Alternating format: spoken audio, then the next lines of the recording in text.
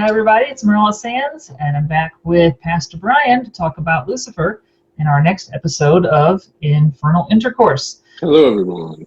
In this episode, we're going to talk about heaven and hell in the show, because it seems like we're not real clear on who gets to go where or why. It seems kind of random. For instance, when we talk about heaven first, we are told by Menadiel basically that Chloe's father is there, and okay, lovely, great for him.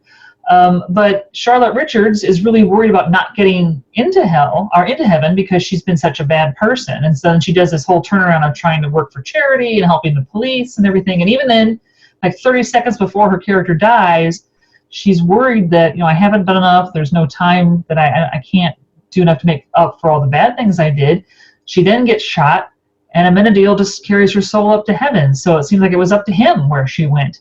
Or would Dad have turned him away at the gate if he didn't want her in there? We don't really know, because Amenadiel just flies off with her and then tells everybody, hey, she's in heaven, it's all good. But what are the criteria?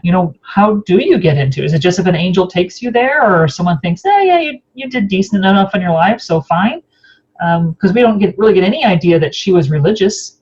So in terms of saying fundamentalist Christians saying, she wasn't saved or something, well, she probably wasn't.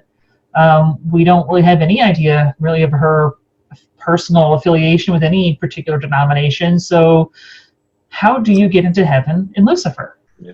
And I think it's pretty safe to say that the last people who know how to get into heaven are fundamentalists, but not to aggravate too many of your fans. But I mean, the whole idea of there being a gatekeeper, I think it's interesting because this would go with what I'm more comfortable with, which is pretty much you go to heaven unless you have that complex that puts you in hell, right?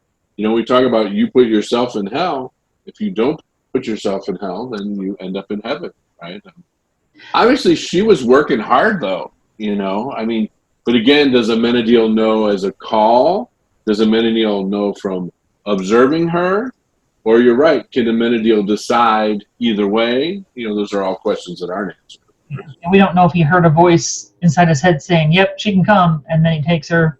We don't know. He just does. Yeah, Gabriel's traditionally the one, right, that blows his horn for heaven.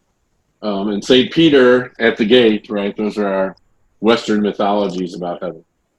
Right. And speaking of like getting into heaven unless you have put yourself in hell, I mean, that's to me, to come clean. I don't believe in hell. So nor do I.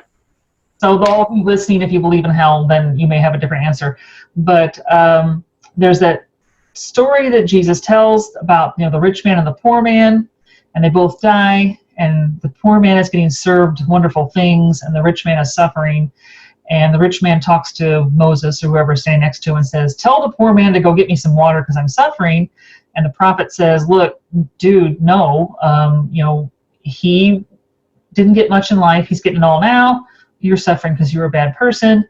But because the rich man asked the prophet to go to the poor man, it's like, well, clearly they must be in the same location. If they were actually like, if heaven and hell were separated, then you wouldn't tell someone in heaven to get you water, right? Because they're somewhere else. So they do say in that story there's a great chasm between them that is in there. But it must be crossable. And so it seems like it is the rich man's inability, maybe, to see his flaws.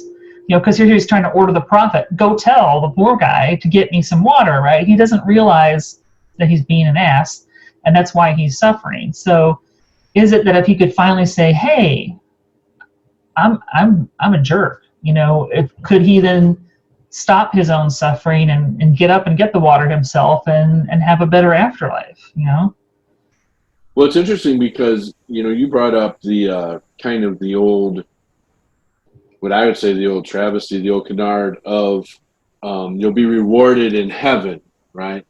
Mm-hmm. And, one of the things that the progressive movement of Christians has tried to point out is embodiedness, right? So if we're one of the few that worship a God who chose to take a human body and live a human life on earth, right? That's unique. That's not normal, right? That's not what most faiths believe. And so if Jesus took a human body and lived a human life on earth, then that means our body matters. That means this life matters. So that means it's okay if you suffer now because you'll be rewarded in heaven. That means that's BS, really, from a Christian perspective. You know, when you talk about heaven and hell, I often talk about, are we making hell on earth? Are we building heaven on earth, right? Which is not to deny maybe what happens after life, because I don't know. But I do know people make hell for themselves and others on earth. And I do know it's the mission statement of the church to build on earth as it is in heaven, right? So that it's interesting when you get into a series like this that's sex positive, which is something else that comes out of that theology, that our bodies matter. Jesus took a body. Bodies are good. Sexuality is good.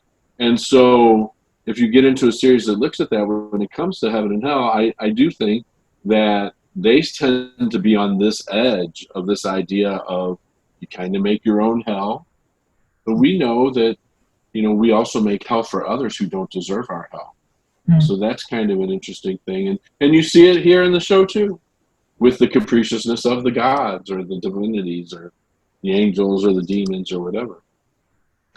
Okay, so also we're not real clear on the show on how you get into hell. I think they contradict themselves, so that even like when Cain tells Lucifer, asks Lucifer in the second to last episode that he's in, I just want to make sure it's your guilt or your feelings of guilt or whatever that get you into hell. And Lucifer says yes. And Cain's like, great. So then the next episode, when Lucifer has stabbed him and he's dying, he's like, well, I'm not going to go to hell because I don't feel guilty.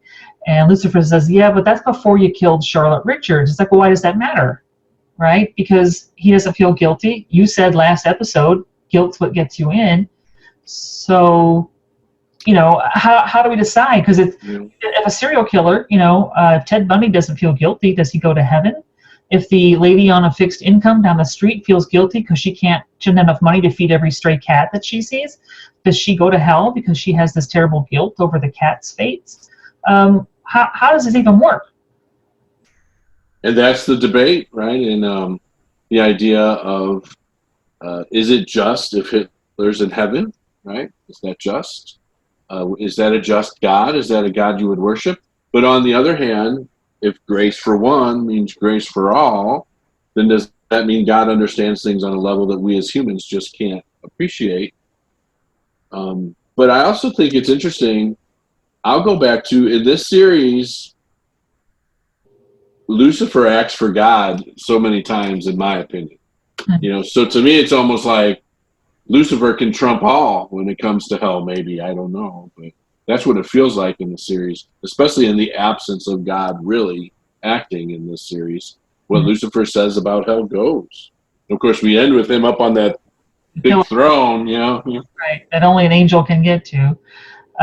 Yeah, so my thoughts is like he gets down to hell originally when he's cast out of heaven for whatever we weren't really told. They just keep telling they tell us he led a rebellion, but he's the only one who gets cast out, so it seems less rebellion, more, you know, teenage boy yells at his dad. But he gets cast out and doesn't really do much in hell. You know, he seems to just be angry. But now that he's like had some therapy and has actually like grown up a little bit, it makes me wonder if he decides to go back on a more permanent basis, if he will change things.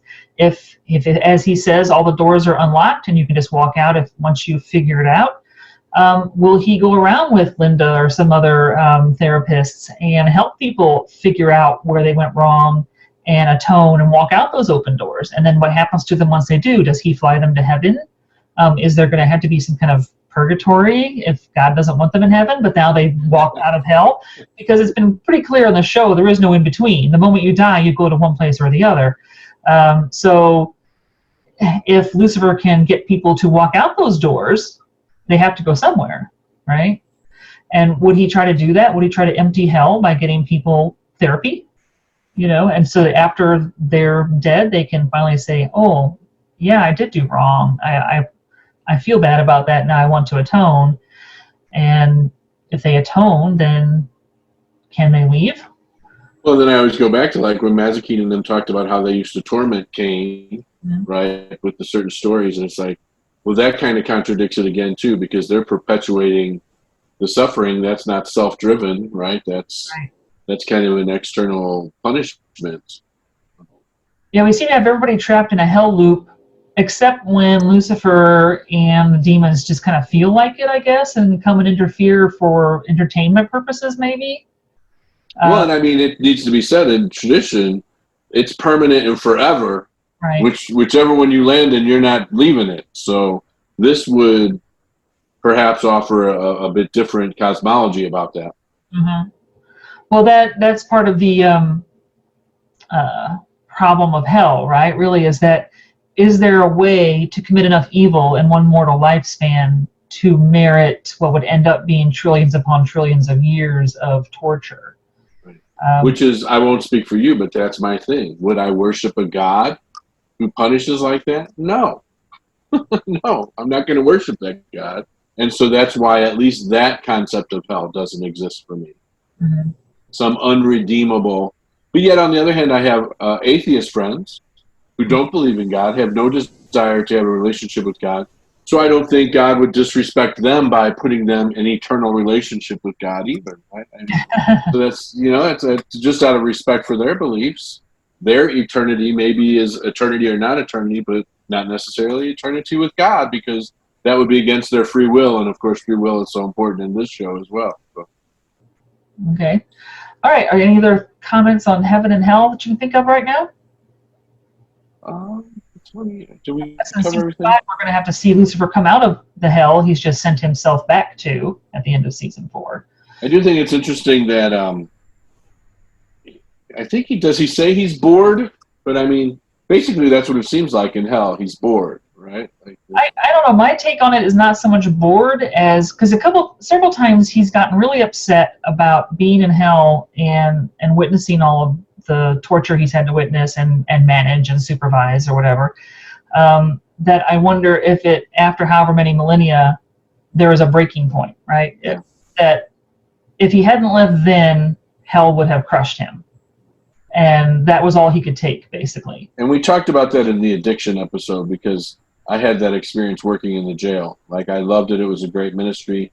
But that violence and that alpha male kind of a thing was extremely damaging to me. And my addiction really took off during that time. So they do seem to be coming at it from that point of view a little bit, which is a nice psychological point of view to come at it from. Yeah. So perhaps in season 5 we'll see him be more psychologically healthy in hell. I don't know. Right. Well, he's finally started the work. Right. He's finally started listening to the work, even though he still gets it wrong. You know. So, okay. Well, thanks for joining me again, and for all of you watching, we appreciate it. Make sure you hit that like and subscribe button. So we'll see you next time. Bye bye.